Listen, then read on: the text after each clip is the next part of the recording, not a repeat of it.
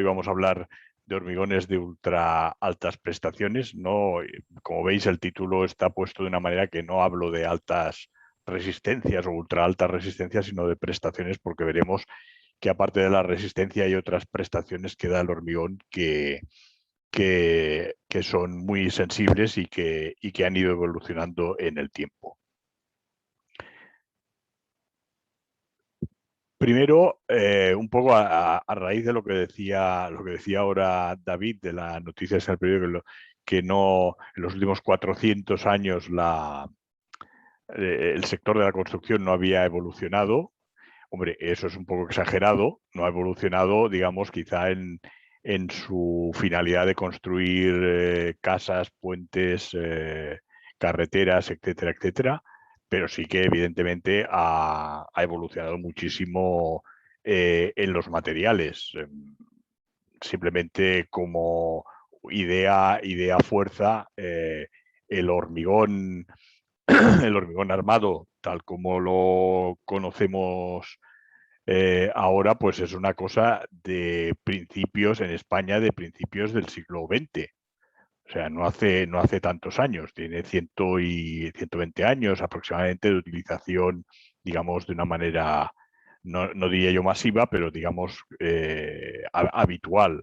Y el hormigón pretensado, pues un poquitín más tarde. Quiere decir que estamos hablando de materiales que tienen que se están utilizando desde hace relativamente pocos años a escala, digamos, histórica, no a escala de la vida humana, pero sí a escala histórica. Y a raíz de esto, digamos, ¿por qué cuesta innovar? Bueno, innovar la construcción en general es tiene una inercia muy grande a los cambios,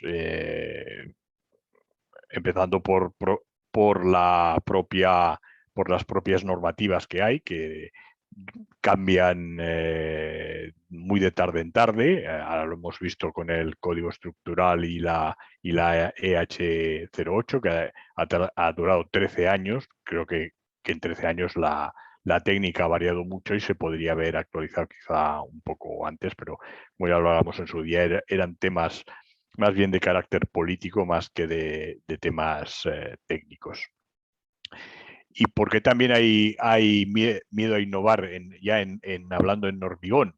Bueno, porque siempre hay, digamos, en nuestra cultura, digamos, del sur de Europa, básicamente, no solo española, sino en Francia y en Italia, hay la cultura del paraguas de la normativa. Es decir, si yo diseño y hago las cosas según la normativa, pues si pasa algo, pues yo me lavo las manos, ¿no? En cambio, sí, como decía la EH en su artículo 2 y ha reproducido exactamente de la misma manera el código estructural,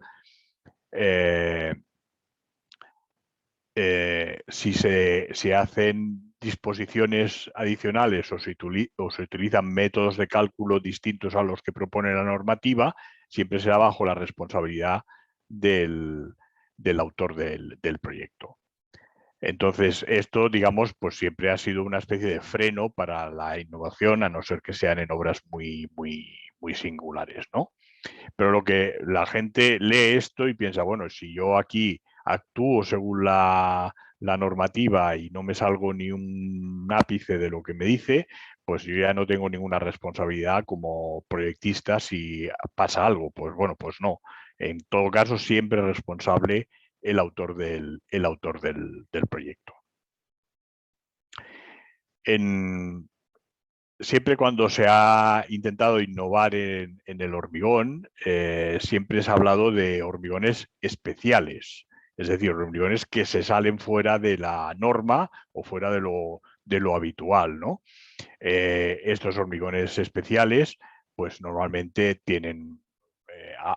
se basan en un tratamiento muy específico del material hormigón. Hay unas recomendaciones generales que normalmente suelen ser siempre en el mismo sentido: un alto contenido en cemento. Eso sabemos que nos va a dar, entre otras cosas, mayor resistencia, mayor durabilidad, o sea, mayor compacidad y por tanto durabilidad. Si además utilizamos un tamaño de máximo de árido cada más pequeño, todavía va a funcionar esto mucho más y va a ser mucho más compacto, mucho más durable y con resistencia mayor, y además también ayuda evidentemente el tema de utilizar una granulometría continua, ¿no? Entonces, hay que preguntarse si estos hormigones, llamémosles especiales, se necesita, y cuando se necesitan, si lo más fácil es ir a meterle mucho más cemento, a hacer un tamaño de árido más pequeño, granulometría continua, pues la verdad es que no siempre es necesario ir a recurrir a estos elementos. Simplemente cuando ya estamos hablando, como veremos hoy, de hormigones ya de, por ejemplo, muy alta resistencia. El concepto de alta resistencia ha ido variando a lo largo de los años, pero vamos, ahora mismo, digamos, se considera hormigones digamos, dentro de los habituales, aunque tenga una resistencia alta, hasta 90 megapascales. A partir de allí ya serían los de muy alta resistencia que se salen de la norma, que digamos la norma no tiene unas prescripciones dedicadas a este tipo de hormigones, pero bueno, esto es ahora, porque hace unos años se consideraba un hormigón de alta resistencia un hormigón de 50 o 60 megapascales, y si nos vamos un poco antes, pues incluso ya de 45 o 50 ya era de alta resistencia. En la normativa, por ejemplo, también la evolución de la normativa siempre ha sido, digamos, ha ido como quemando etapas. En las primeras normativas de hormigón, lo que se estaba enfocada básicamente a que ese material hormigón cumpliera una determinada resistencia.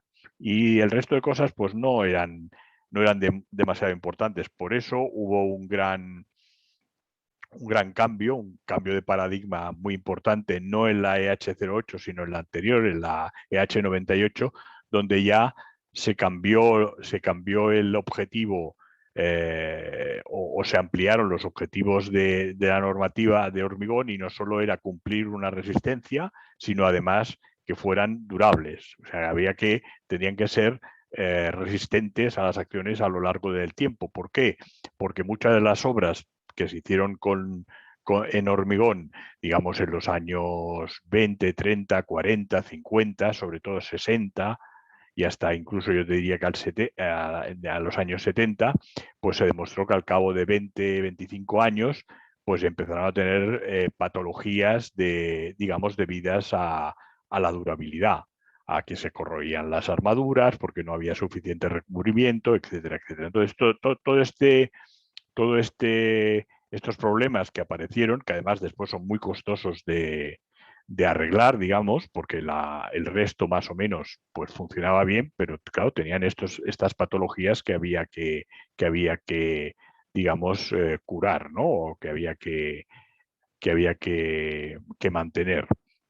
Entonces se dieron cuenta de que, aparte de la resistencia, que ya no había tanto problema en conseguirla, porque también, digamos, el sector del cemento había evolucionado, el sector del hormigón también, pues entonces, digamos, a partir de la EH98 se centró, aparte de la resistencia, se dio mucha importancia al tema de la durabilidad. Empezaron a aparecer los ambientes, las clases de ambientes, marino, etcétera, etcétera, que ya conocéis, y eso ha ido evolucionando hasta el día de hoy. Probablemente por ejemplo, en la durabilidad, pues yo creo que en la EH98, si no recuerdo mal, pues bueno, se prescribía que las estructuras debían durar 50 años. Hoy en día ya en la EH08 y en el Código Estructural estamos hablando de estructuras para durar 100 años, eso es un cambio bastante importante. Sobre todo se ve en los recubrimientos de las armaduras, tanto de armar como de pretensar. Por tanto, aunque es muy fácil obtener estos hormigones de altas resistencias, alta durabilidad, alta prestación la que queramos, digamos, de manera relativamente sencilla, utilizando mucho cemento o más cemento, menor tamaño de máximo de árido, una granulometría continua, etcétera, etcétera. Eso es un poco, como digo, al final, de cobardes, digamos, de los que no saben más que lo que ponen las recetas de la cocina del hormigón, y lo que se necesitan son ingenieros que tengan conocimientos claros y que, a pesar de que pongan más cemento o menor tamaño de árido, sea compatible para que tampoco se encarezca demasiado ese producto. Normalmente, mira, aquí tenéis un poco el hormigón habitual, digamos, pues está formado básicamente por cemento, agua y áridos. El tema de los aditivos, que aquí diréis, faltan los aditivos. Los aditivos desde hace 20 años son prácticamente componente ineludible de los hormigones, pero antes no había aditivos, digamos que era a base de añadir más o menos agua a la dosificación, y por tanto intentar no tener problemas tampoco de durabilidad. Cuando empezaron a aparecer el concepto de los hormigones de alta resistencia, pues evidentemente eso ya se consiguió subiendo la cantidad de cemento y añadiéndole básicamente los aditivos. Después, el siguiente paso fue la aparición de los hormigones armados, pero con fibras en vez de con armaduras convencionales. Entonces, el nuevo elemento que se utilizaba eran las fibras, que tienen como veremos después, tienen una utilización no solo, por ejemplo, en pavimentos para evitar las fisuraciones de la superficie del pavimento, sino que le dan o pueden llegar a sustituir a las armaduras convencionales. Después aparecieron los hormigones autocompactables o autocompactantes, que eran básicamente lo mismo, sin las fibras, pero con unos aditivos que eran ya, digamos, mucho más cuidados que los aditivos habituales, que eran los fluidificantes o superfluidificantes. Aquí ya eran aditivos que además actuaban sobre la homogeneidad de la masa, que evitaban que se produjeran segregaciones, o sea, daban una cohesividad adicional al hormigón fresco, etcétera. Y por último, de lo que vamos a hablar hoy, los hormigones de ultra altas prestaciones, son las siglas en inglés, que pueden ser incluso con fibras y como veremos también, con autocompactables, pues ya utilizan unas cantidades de cemento mucho más elevadas que las habituales que estamos acostumbrados a ver, adiciones muy específicas como el humo de sílice o otras adiciones mucho más modernas como los nanosilicatos, etcétera, fibras, aditivos y los áridos, que son muy, muy, muy seleccionados.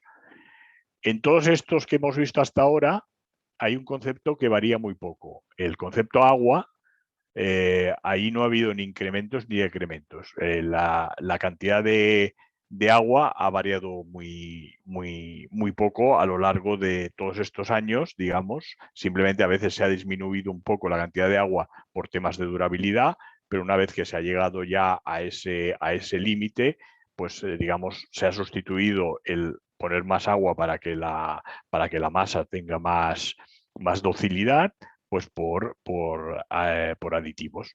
De hecho, los aditivos han justificado pues prácticamente la mayoría de esos avances. Haciendo un comparativo con la cocina, pues son, pues yo qué sé, ahora que están de moda la cocina esta moderna con esferificaciones, etcétera, pues los aditivos han sido un poco esa magia, esos polvos mágicos que se le echaban al hormigón para que tuvieran propiedades que de por sí no las tendrían. Es un poco al final el probar de sal la comida para saber cuándo ya está la cosa en su punto. Como vamos a hablar de hormigones de altas prestaciones, ultra altas prestaciones, vamos a definir lo que es una prestación. La prestación en un hormigón es la capacidad que tiene de cumplir con uno o varios requisitos especificados. Estos requisitos pueden ser muy variados, los típicos mecánicos que os sonarán, la resistencia a compresión, la resistencia a tracción, la ductilidad, que se consigue con las fibras, que sean más durables, o sea, aumentar la durabilidad ya por encima de los 100 años, que sean resistentes a altas temperaturas, o sea, resistentes al fuego, eso es importante en según qué tipos de estructuras, en túneles, etcétera, cuando se producen incendios, que tengan prestaciones específicas de reología, por ejemplo, la autocompactabilidad, que no sea necesario vibrarlos para que se compactan ellos solos, que tengan propiedades magnéticas o conductivas, como hemos visto en algunas aplicaciones de la última sesión, y por ejemplo que el tema de la conductividad está ahora mismo muy en boga, pues con el tema de los coches eléctricos y cómo se pueden cargar esos coches, digamos, circulando por un pavimento que sea conductivo y que pueda inducir una corriente electromagnética que cargue las baterías. Y después también se han desarrollado hormigones que tienen unas prestaciones muy específicas relacionadas con las propiedades térmicas, es decir, con los cambios de temperatura, en los cuales hay algún componente del hormigón, algún material que cambia de fase a base de inducirle una temperatura más elevada o más baja. Eso se utiliza muchísimo en temas sobre todo de aislamiento, cuando se quieren hormigones con una alta capacidad de aislamiento. Aquí os pongo cuatro diapositivas, las de la izquierda, que es esta pasarela de Suyundo en Corea del 2002, o el edificio este del Burj Khalifa en Dubái del 2009. Aquí, evidentemente, en el caso de la pasarela, por su forma un poco peculiar, digámoslo así, y en el del edificio del Burj Khalifa, por su altura, evidentemente aquí se han tenido que utilizar hormigones de altas prestaciones y básicamente una prestación referida a su resistencia, tanto a compresión como a tracción en el caso de la pasarela. En cambio, en las dos fotos de la derecha, que son dos puentes en medio marino, digámoslo así, aquí, aparte de la resistencia, lo que sí que se ha cuidado muchísimo son aspectos de durabilidad. Por ejemplo, en el caso del puente de abajo de Oresund, que está entre Dinamarca y Suecia, que se hizo en el año 2000, es un puente que conecta prácticamente la capital de Dinamarca, Copenhague, con Malmo en Suecia. Es un puente, pero hay un tramo, como veis aquí, de túnel. O sea, tiene el primer tramo en la parte danesa, digámoslo así, como puente, y después tiene una parte en túnel que conecta con Suecia. Además, se ha hecho relativamente conocido si sois amantes de las series. Hay una serie que se llama El Puente, de estas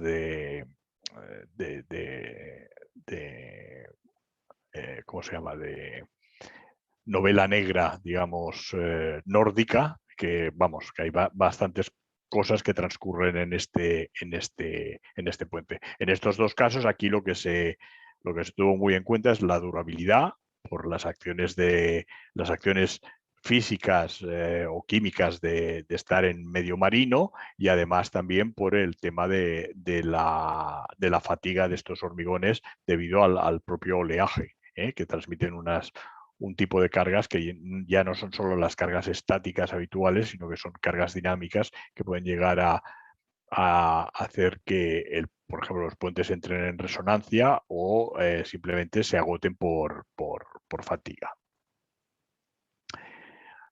Aquí vemos un poco cómo la evolución en el gráfico este de la derecha, podéis ver la evolución de la resistencia a compresión del hormigón desde el año 1900, desde cuando se empezó a utilizar el hormigón tal como lo conocemos tal como lo conocemos ahora. Pensar que el cemento artificial, el cemento Portland, se empezó a utilizar hacia el año 1800, una cosa así. O sea que es una cosa relativamente todo muy reciente y no se aplicó al hormigón hasta bastante más tarde. Se hacían morteros y se hacían otras cosas, pero no, y se utilizaba como pegamento para hacer muros con rocas y tal, pero no se utilizaba como lo entendemos hoy con un árido y como mezcla de un árido, cemento y básicamente y agua. Como veis, durante los primeros casi 70 años la evolución de la resistencia fue relativamente baja. Empezó a subir a partir de los años 70, una evolución muy fuerte. En 1990, lo que era la alta resistencia, estábamos hablando de aproximadamente 80 megapascales. Yo tuve la oportunidad de ver quizá la primera obra que se hizo en España con hormigón de alta resistencia de aproximadamente 80 megapascales. Se hicieron 2 pasarelas en Barcelona, bueno, donde está la fuente esta mágica, allí al lado de la Plaza España, y se utilizaron, bueno, fue un poco un capricho, eran los años, digamos, preolímpicos justos, se inauguraron para las Olimpiadas y, en fin, entonces había dinero y había tal, y se hicieron una cosa que desde el puro sentido ingenieril no tiene mucha cosa, porque fue intentar hacer una pasarela pretensada, pero con el pretensado al revés de lo que debería ser lógico su trazado, es decir, por la parte superior en vez de por la parte inferior. Pero bueno, fue un diseño así innovador y evidentemente para eso hubo que utilizar un hormigón de alta resistencia de aproximadamente, entonces todavía estábamos en los kilos por centímetro cuadrado, 800, que serían aproximadamente 80 megapascales. Después ya ha ido evolucionando de 100 a 120 megapascales hacia el año 2000. Ya subieron bastante en 2010, ya hablábamos de hormigones de 250 megapascales y hoy en día, digamos, para determinadas o casi en laboratorio, determinadas aplicaciones, podemos hablar de hormigones que llegan a los 500 megapascales, o sea, una cosa ya bastante competitiva, por ejemplo, con el acero. Y que todas estas propiedades de resistencia a la compresión, evidentemente, se ven también reflejadas en su resistencia a la tracción, que siempre el orden de magnitud que tenéis que tener en la cabeza es del orden del 10% de la resistencia a compresión. Bueno, en este gráfico que veis aquí arriba es un poco por dónde nos movemos. O sea, el campo de los hormigones es muy amplio. Hay hormigones digamos, este tipo de este color así más rojizo, son los de ultra alta resistencia, son las siglas en inglés, perdón. Estos son de alta resistencia, estos son los reforzados con fibras y estos son los autocompactantes, ¿no? Entonces, siempre hay zonas en las cuales podemos pedir que cumplan una o más de estas prestaciones. O sea, que tengan fibras, que estén reforzados con fibras, que sean de ultra alta resistencia y además que sean autocompactables, que sería, en este caso, esta zona de aquí, ¿no? Perdón. Ahora. Y aquí veis un poco el mismo esquema, ya de una manera más aritmética o ingenieril, que es la relación de estos tipos de hormigones, su relación entre su resistencia a la compresión y su resistencia a la tracción. Como veis, se cumple aproximadamente esa condición que os he dicho yo del orden del 10%. Bueno, ¿cómo conseguimos este tipo de hormigones? Bueno, hay unas recomendaciones generales que hay que tener en cuenta y hay que cumplir. Por ejemplo, altos contenidos de cemento, sobre todo para el tema de la resistencia. Tamaño de árido muy pequeño, mucho más pequeños de lo habitual, tanto para resistencia, porque entonces el utilizar un árido más pequeño, como tiene una mayor superficie específica por kilo de árido, digamos, o por tonelada de árido, necesitas mucho más cemento y eso te da siempre muchísima más resistencia. Y también te da un hormigón mucho más compacto y por tanto ganas en la parte de durabilidad. Las granulometrías continuas también tienen mucha importancia en cuanto a resistencia, sobre todo si son granulometrías continuas de tamaño pequeño y mayor durabilidad. Los aditivos, pues básicamente también actúan en la resistencia, ya que normalmente los aditivos son reductores de agua, es decir, tú le tienes que echar menos agua para que tenga la misma consistencia, con lo cual cuanto menos agua, más resistencia. Eso es una regla clásica del hormigón. También son mucho más, como tienen menos agua, tienen menos, al final, menos contenido de poros dentro del hormigón y por tanto son más durables, y además estos aditivos normalmente te ayudan a la relojía de ese hormigón, tanto desde el punto de vista de la toxicidad o de la consistencia del hormigón, como a que no se segregue, etcétera, etcétera. También las adiciones actúan en resistencia, sobre todo si son adiciones activas, como pueden ser las escorias siderúrgicas o las cenizas volantes o el humo de sílice, por ejemplo, que es imprescindible en este tipo de hormigones de muy alta resistencia. Actúan también desde el punto de vista de durabilidad, algunas adiciones porque son, son protectoras del hormigón, y otras porque lo hace mucho más compacto, como el humo de sílice. Y también, evidentemente, este tipo de adiciones, al ser de grano bastante fino, pues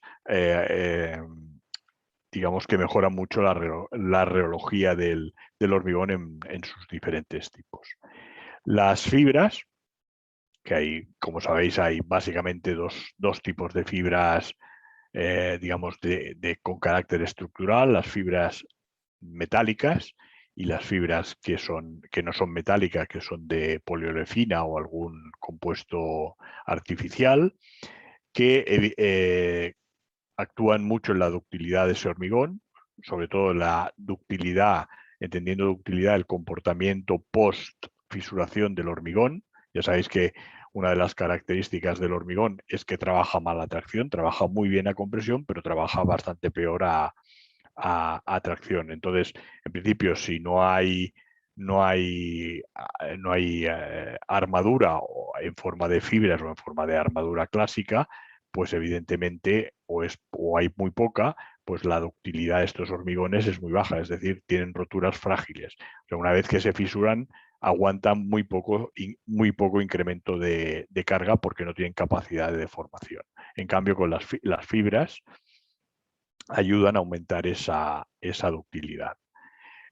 También aumentan la durabilidad, la resistencia al fuego, aunque estas son un tipo de fibras, no son metálicas, son de plástico, que lo que hacen es quemarse, digamos, a la que hay una temperatura por encima de los 100 grados aproximadamente, o 120, estas fibras se deshacen. No es que se quemen, pero vamos, se deshacen y dejan una especie de conductos por dentro del hormigón, que evitan que después el agua que hay dentro del hormigón, cuando pasa de estado líquido a estado gaseoso, cuando la temperatura sobrepasa los 100 y pico de grados, 100 grados, pero bueno, 105, 110, entonces estos huecos que dejan el que se hayan desaparecido esas fibras son como cámaras de expansión que evitan uno de los problemas típicos del hormigón cuando está sometido al fuego, a un incendio, y es una cosa que se llama en inglés spalling, que traducido al castellano es desconchamiento, un desconchamiento superficial que puede dejar incluso a la vista las armaduras, y que hacen que evidentemente el hormigón trabaje mucho peor. Entonces, ese spalling o ese desconchamiento se produce por una combinación de cargas de un estado de compresión del hormigón con este estado de, digamos, de aumento de la presión interna por pasar el agua de estado líquido a estado gaseoso. Y otra de las cosas que mejoran las fibras, en el caso de que sea un hormigón que pueda sufrir impactos superficiales o erosión, pues evidentemente ayudan a estas características. Hay otros componentes ya mucho más específicos en función de alguna tipología o alguna prestación muy especial, como el magnetismo o la conductividad, que hay que ponerle un tipo de, digamos, de componente que no es habitual en hormigón, como serían los nanotubos de carbono, etcétera. Tampoco voy a entrar en mucho detalle. O cuando se quiere un hormigón con cambio de fase, con materiales de cambio de fase, también evidentemente hay que añadirle unos componentes especiales que los hormigones normales, aunque sean de alta resistencia, no tienen. O, por ejemplo, los hormigones fotoluminiscentes, que aquí el componente que se utiliza es que el árido o parte del árido no es el árido habitual, sino que es un árido específico artificial normalmente que captura luz solar y después la emite en la oscuridad. Y después otras recomendaciones, última recomendación general, normalmente se mejora muchísimo el comportamiento de las prestaciones de estos hormigones, sobre todo para resistencia y durabilidad, si se curan al vapor. Esto normalmente solo suele ser habitual en los prefabricados, no en las obras in situ. Bueno, aquí también tenéis, para tener una idea de los tamaños de la relación entre el peso y la superficie específica de los diferentes componentes que le podemos poner a nuestro hormigón, pues vamos desde, como veis, el árido grueso, que pesa mucho y tiene poca superficie específica, las arenas o la parte más fina de los áridos ya tiene más, después vienen el cemento y algunas adiciones como las cenizas volantes que tienen todavía más superficie específica, porque los tamaños de las partículas son mucho más pequeñas, y después el metacaolín, el humo de sílice y los nanosilicatos, que serían los que aquí no se ve nada, perdonadme, pero bueno, son esta parte de aquí que ya entramos en la nanoingeniería del hormigón. Bueno, vamos a ver ahora un tipo de hormigón de los que hemos visto en aquel cuadro inicial, que estaban todos los tipos, pues uno de los que tiene bastantes propiedades. Es decir, es un hormigón de altas prestaciones, con fibras, reforzado con fibras. Estos hormigones se consiguen, evidentemente, mediante una dosificación en la que hay muy altos contenidos, no solo de cemento, sino también de humo de sílice. Como habéis visto, es uno de los que da más juego para el tema de la resistencia. Una muy baja relación agua-cemento, o sea, muy baja, ya lo veremos, es muy por debajo de lo habitual que podréis ver ahora desde 0,40, 0,45, pues muchísimo más baja. Sabéis que la relación teóricamente estequiométrica del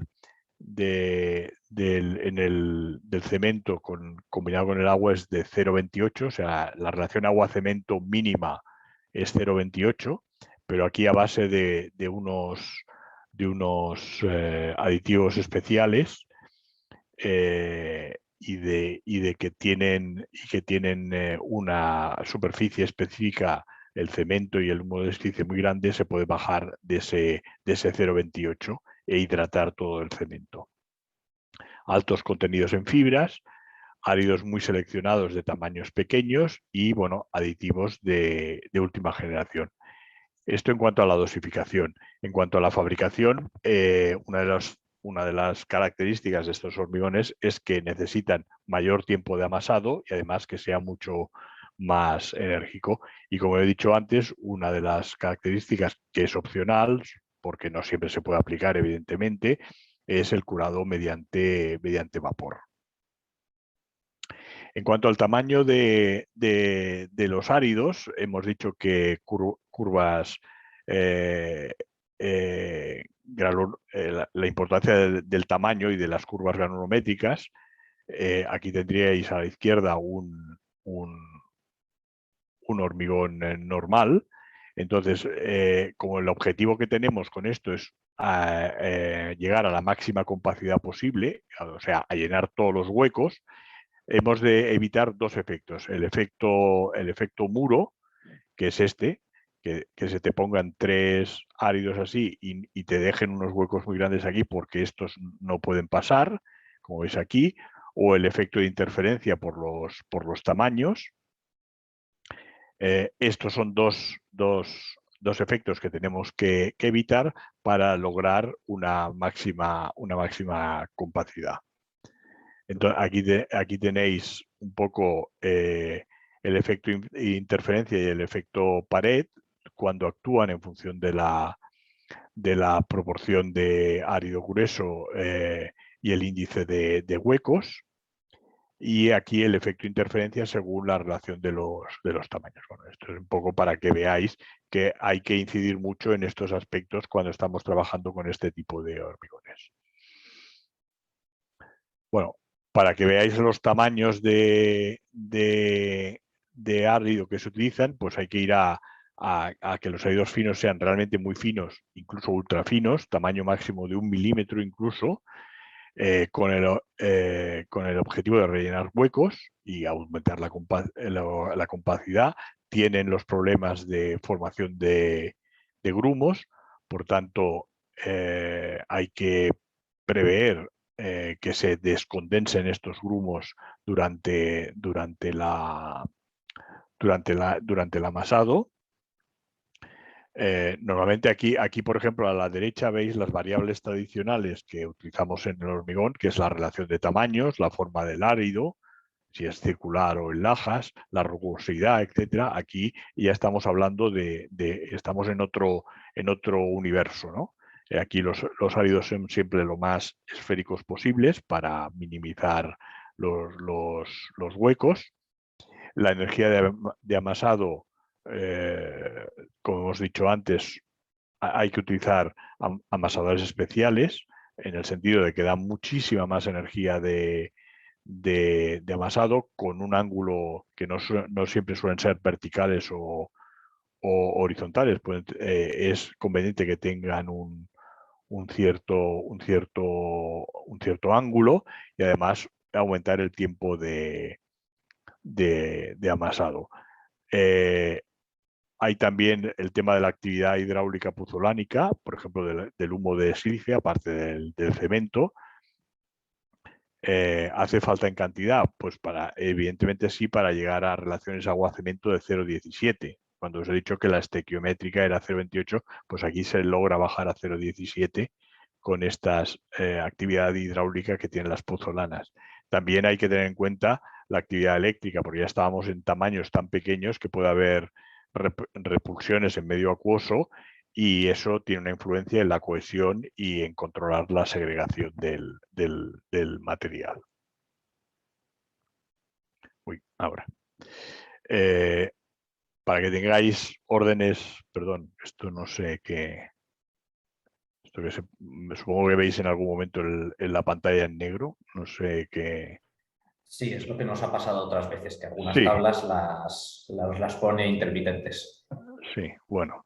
Bueno, aquí veis un poco con los órdenes de magnitud que tenemos en función del tipo de material. Ahora cuando se ponga bien lo veréis correctamente. El hormigón armado de alta resistencia con fibras. Esto ya prácticamente son hormigones con, ¿cómo se llama? Registrados, ¿no? Con marca registrada. Y aquí veis, perdón, veis las cantidades de cemento, de 700 para arriba kilos, la cantidad de fibras, que también es muy alta, la cantidad de humo de sílice, sobre todo en este caso, es altísima, y el tamaño máximo de árido, que incluso estamos por debajo del milímetro en alguno de estos hormigones. Aquí veis un poco también lo que os hablaba de la influencia del tipo de amasadora. Aquí tenéis diferentes amasadoras y las resistencias que se pueden llegar a obtener. Aquí las veis abajo en fotografía. Claro, son amasadoras normalmente pequeñitas, digamos casi de laboratorio, pero que permiten después transponer esto para hacer una prueba de tipo industrial. Cuando entramos en estos entramos en un tipo de hormigones que los llaman híbridos, que normalmente son de ultra altas prestaciones reforzados con fibras. Son los que tienen una resistencia a la compresión elevada, pero además tienen también esta tracción bastante elevada de ese orden del 10% que yo os decía.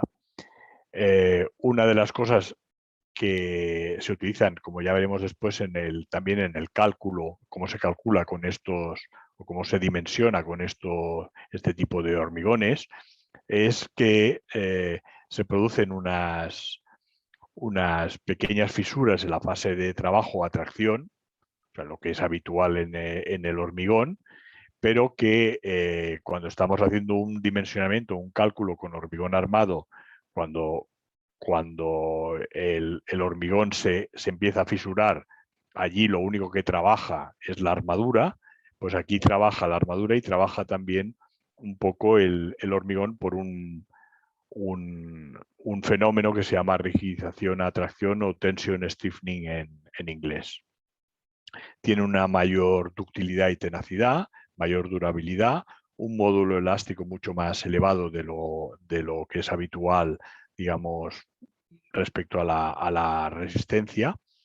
Tienen mayor resistencia, como he dicho antes, a la abrasión y al impacto y normalmente, como son también autocompactables, pues tienen mayor trabajabilidad. Porque si no, con este tipo de hormigones sería muy difícil de trabajar y no tendríamos seguridad. Aquí veis un poco el efecto de las fibras y de este... Perdón, que... Bueno, ahora. Y de este... de las propiedades, cómo varían, ¿no? Esta sería la curva de este hormigón respecto a la curva de un hormigón sin fibras, que sería esta roja pequeñita aquí. En cuanto que llega a su resistencia a tracción, plum, cae en picado. En cambio, estos suben bastante porque su resistencia a compresión es mucho más, pero veis que tienen una caída muchísimo más tendida, ¿eh? Bueno, en fin, esto es simplemente para que tengáis una idea de... O sea, lo que nunca te van a hacer, eso es una idea importante, lo que nunca te van a hacer estas fibras es aumentar la resistencia a tracción del hormigón. La resistencia a tracción del hormigón es la que es por el hormigón, pero no por las fibras, ¿eh? O sea, la primera fisura en el hormigón se produce siempre dependiendo de la resistencia a tracción del hormigón, no a que tenga fibras o armadura o lo que queráis ponerle. Bueno. Normalmente estos hormigones, otra de las características que tienen que tener inevitablemente es que sean muy trabajables para no tenerlos que vibrar. Por tanto, vamos siempre a hormigones que sean autocompactables y, como veis, con un escurrimiento en el cono de Abrams de 700. Para que tengáis una idea, aquí lo que se hace es, se hace un cono como si fuera un hormigón convencional. Lo que pasa es que, como es, digamos, entre comillas, muy líquido, en cuanto que le quitas el cono, todo cae y lo que se forma es una torta. Bueno, que la habréis visto, esto es la de los hormigones, cómo se mide la autocompactabilidad de los hormigones autocompactables, pues se mide el diámetro de esta torta. En este caso, tienen escurrimientos del cono de 700, o sea, estos son 70 centímetros el diámetro. No debe haber segregación ni de árido ni de fibras. Es fundamental la orientación de las fibras, que puede ser forzada por el método por ejemplo, de amasado, o puede ser sufrida, digamos, que sea al libre albedrío en función de que se utilice otro tipo de amasadora. Bueno, esto ya es el tema, cómo se intenta evitar la segregación, la pérdida de lechada o la sedimentación de los áridos a base de actuar sobre la reología y la relación entre la cantidad de agua y los finos. Bueno, esto ya son cosas muy y como está también eso relacionado con la velocidad de rotación de la amasadora. Aquí veis la resistencia a compresión en relación al agua con el conglomerante, entendiendo como conglomerante no solo el cemento, sino por ejemplo el humo de sílice, que se utiliza como, o sea, es equivalente al cemento en cuanto a conglomerante, porque tiene actividad hidráulica, o sea, actividad puzolánica, y esta es la diferencia. Por ejemplo, aquí vemos la diferencia de resistencias que obtenemos. En rojo están la nube de puntos, es las resistencias cuando se cura, digamos, de manera habitual al aire, digamos, o cuando se cura la nube de puntos negra en el caso de utilizar vapor de agua. Y abajo, bueno, utilizando un componente especial que es una harina de cuarzo, que como veis se comporta mucho mejor porque todo esto la nube de puntos se ha corrido hacia la izquierda, tanto la negra como la roja, es decir, que podemos utilizar relaciones agua conglomerante mucho más bajas cuando utilizas esta harina de cuarzo. Bueno, y ahora vamos a ver para qué. O sea, para qué utilizamos esta tipología de hormigones tan especiales con estas prestaciones tan específicas. Lo primero que tenemos que hacer es caracterizar la respuesta a tracción de estos hormigones de alta resistencia. Bueno, aquí veis el típico ensayo de flexotracción con 2 cargas. Entonces, aquí vemos cómo se comporta a tracción estos hormigones. Os vuelvo a decir que la aparición de la fisura no depende de que haya fibras o no haya fibras, sino que depende simplemente de la resistencia a tracción del hormigón, como veis aquí, y eso es lo que nos manda en este caso. La pregunta es, ¿la respuesta a tracción obtenida en las probetas de flexotracción coincide con la que tendrá el hormigón de alta resistencia cuando lo estemos utilizando en aplicaciones reales? Pues no, porque hay una variabilidad en la distribución y orientación de todas las partículas del hormigón que depende básicamente del método que hayamos utilizado de amasado y de vertido. Entonces hay un factor K que se llama de orientación que puede estar entre 1,25 y 1,75. O sea para que veáis la importancia, por ejemplo, de cómo amasamos ese hormigón y cómo hacemos el vertido. Bueno, estas serían las ecuaciones constitutivas en el estado último para tracción del hormigón a flexión y axil. Aquí hay 2 curvas. Una es la del softening, que es la más habitual, y es la que se considera que no hay un aumento de la resistencia a tracción, y en cambio aquí está el hardening, que sí que hay un aumento de la resistencia a tracción hasta un pico y después ya baja. Para compresión, pues bueno, se utiliza una fórmula un poco diferente a la que se utiliza normalmente, pero básicamente tiene la misma ecuación constitutiva. Llega a un pico y después se mantiene constante hasta la deformación última del hormigón. Y ahora vamos a ver algunas aplicaciones reales que se han hecho. Básicamente vamos a ver una bastante curiosa y que, digamos, permite ver todas las aplicaciones de estos hormigones de ultra altas prestaciones. Se trata de una pasarela en Alicante, la pasarela sobre el barranco de las Ovejas. Es una pasarela absolutamente de hormigón, aunque como veis aquí en la fotografía, que se fabricó en taller, o sea, es un prefabricado de hecho. Aquí veis a la derecha, y lo veremos con mayor detalle, los acabados. Todo lo que veis aquí es hormigón.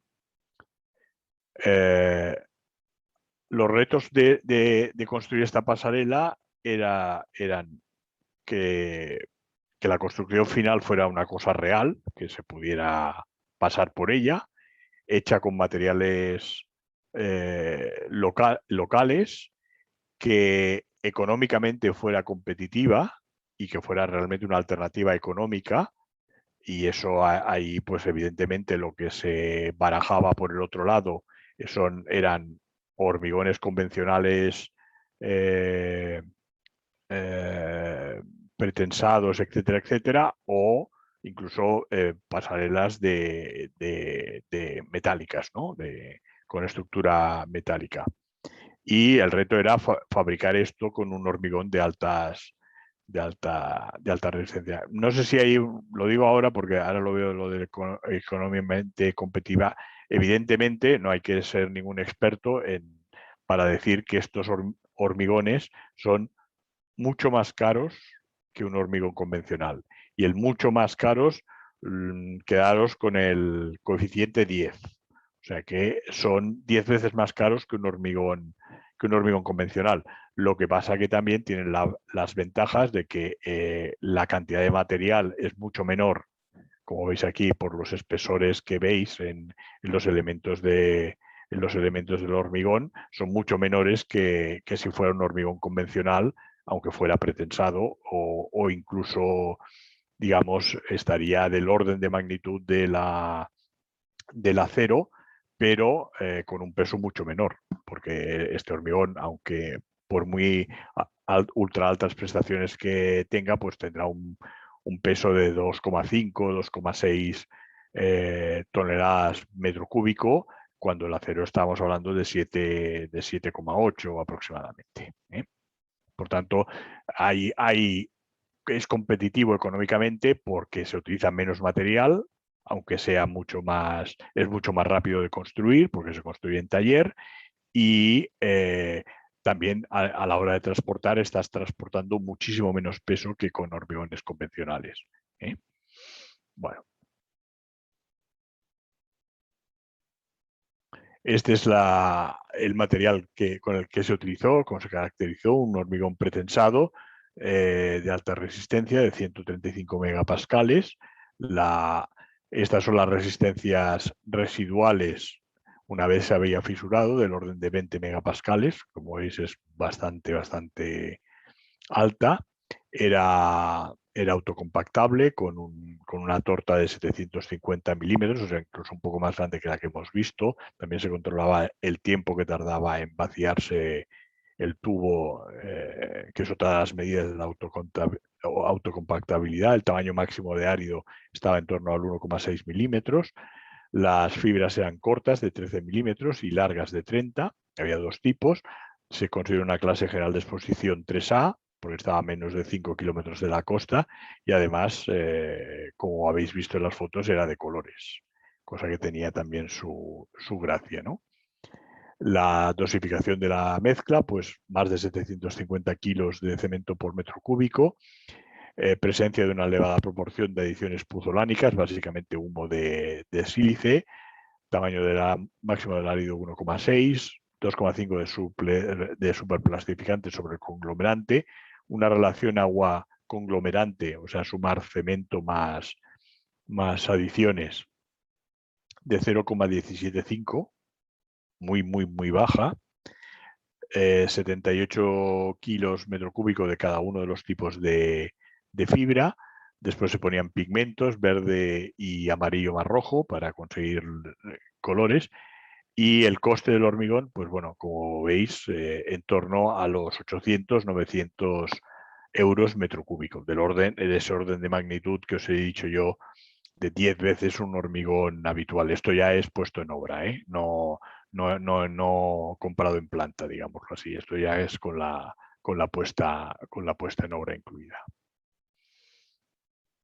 También tenía unos condicionantes previos esta pasarela, pues la geometría eran 43,5 metros de luz libre, una pendiente del 6%, un ancho de 3, el canto en los estribos tenía que ser de menos de 1,50, o sea, 0,50 en el estribo más 1 metro de la barandilla, por temas de geométricos. La ejecución fue una viga en forma de U aligerada, construida por fases, con un ancho inferior de 2,90. Entonces, los criterios económicos era con un coste y beneficio prefijados, más un mínimo mantenimiento, cosa que cumple el hormigón, y a sabiendas que el coste del material en esa parte iba a ser muy caro. Por lo tanto, había que minimizar sección y peso, hacer un diseño lo más optimizado posible y pensando en este tipo de material. Bueno, aquí vamos a ver una serie de diseños de cómo era la pasarela, con el diseño estructural en celosía, la viga en forma de U, de canto variable, el tablero con la losa de 3 metros sin armadura pasiva, un cordón superior que se utilizaba de la misma U, era utilizado como barandilla y un hueco. Todo esto hace que se minimice mucho el peso y la cantidad de materiales. Esto que veis aquí abajo es la cara inferior de la celosía, y aquí veis el corte longitudinal, con canto variable de entre 1,34 y 2,06. Aquí tenéis un poco el diseño, cómo se hacían las conexiones se hicieron las conexiones entre los elementos verticales y los elementos horizontales. Esto es cómo se transportó y se colocó. Claro, esto es una ventaja, el traerla ya hecha y simplemente colocarla. Este es el entorno, como veis aquí. Hubo que desviar o cortar desviar el río para que se pudiera instalar la grúa, poner una grúa de gran porte para poder mover lo que pesaba la pasarela entera. Y aquí tenéis un poco un análisis de costes en cuanto a 3 tipos de soluciones: una en acero, una en un hormigón convencional y otra con el hormigón de alta resistencia. Como veis, de las 3 es la más cara de todas, no por mucha diferencia, pero por respecto al hormigón convencional sí, pero había que considerar otros aspectos, digamos, aparte del puro coste económico, que era aspectos estéticos, de mantenimiento y de durabilidad. Y en esto sí que ganaba clarísimamente a la de acero y también a la de hormigón convencional, porque era mucho más durable y tenía, por tanto, menos mantenimiento, y por la posibilidad de minimizar los espesores de los elementos, pues estéticamente era mucho más llamativa. Ahora vamos a ver otra aplicación que no tiene nada que ver con la pasarela y que es una cosa bastante novedosa, que es utilizar tablestacas, que normalmente suelen ser de acero, para hincarse y para hacer recintos estancos para después vaciarlos, etcétera, pues hechas con este tipo de hormigones de altas prestaciones. Aquí veis el proceso de hincado, por tanto esto tiene que tener una resistencia bastante considerable para poderlas hincar sin ningún problema. Y otra es, bueno, esta es mucho más folclórica, por decirlo de alguna manera, que son bateas para criaderos de mejillones. Aquí, evidentemente, el tema de la resistencia no era prioritario, pero sí la durabilidad, porque estaban absolutamente inmersas en medio marino. Además, en la peor situación, que es no completamente sumergidas o digamos, o fuera del agua, sino que a veces están sumergidas y a veces no. Otra aplicación, esta ya es más arquitectónica, es una escalera sin ningún tipo de refuerzo pasivo y un espesor de 50 milímetros. Y veis qué pedazo de escalera y en fin, con hormigón de este tipo de alta resistencia. Y después ya también otros proyectos que se han hecho básicamente de mobiliario urbano, donde tenéis que ver la esbeltez de los elementos para digamos, resistir el peso de una persona o el apoyarse aquí en esta mesa, tal, en fin. Si un día os montáis despacho, pues yo creo que esto sería un buen mobiliario, aunque no fuera de exteriores, pero para vuestro despacho profesional. Y ahora vamos a ver otras prestaciones que ya tampoco tienen nada que ver con los temas que hemos visto hasta ahora, básicamente de resistencia, etcétera, sino que nos vamos de un hormigón estructural a un hormigón multifuncional con materiales de carbono conductores, polvo de grafito, fibra de carbono, nanofibras de carbono, nanotubos, que con lo que se consigue con estos hormigones aquí es un efecto de función de apantallamiento. Para los que estuvisteis en la charla de la semana pasada, que hablábamos de los hormigones pesados, para efectivamente esta función de apantallamiento para ondas electromagnéticas. Allí se conseguía a base de unos áridos muy especiales y de un hormigón súper compacto. Pues aquí lo conseguimos mediante adicionarle al hormigón una serie de elementos que hacen que se pueda, digamos, apantallar contra las ondas electromagnéticas. Perdón, os quería comentar que una de las cosas curiosas que no tienen nada que ver con el efecto apantallamiento, pero que lo estaban estudiando, esto es un estudio que se está haciendo en la Universidad de Alicante. Antes de acabar, quiero decir que doy las gracias a Pedro Serna, catedrático de hormigón de la Universidad Politécnica de Valencia, de la Escuela de Caminos, que, en fin, que son suyas estas, me ha dado permiso para utilizar estas diapositivas, todas las que habéis visto antes y alguna que habéis visto después, que son de una charla precisamente que dio en Zaragoza ahora 2 años y medio aproximadamente, que creo que David asistió, si no recuerdo mal, y que de hecho allí creo que nos conocimos allí, y que estaban estudiando el efecto de estos tubos de nanocarbono dentro del hormigón, no solo para el efecto apantallamiento, sino, por ejemplo, para tener un estudio por ejemplo, de las deformaciones de las estructuras. Porque parece ser que otra de las capacidades que tienen estos nanotubos es que, en función de la tensión a la que están sometidas, pues son más conductivos o menos conductivos. Con lo cual, tú puedes, haciendo pasar una corriente eléctrica, saber el estado tensodeformacional de ese hormigón. O sea que para digamos, el control de las estructuras después de su construcción, pues puede ser una cosa absolutamente novedosa y muy interesante. Esto que pongo aquí, la función de percepción de la deformación como sensor intrínseco, ¿eh?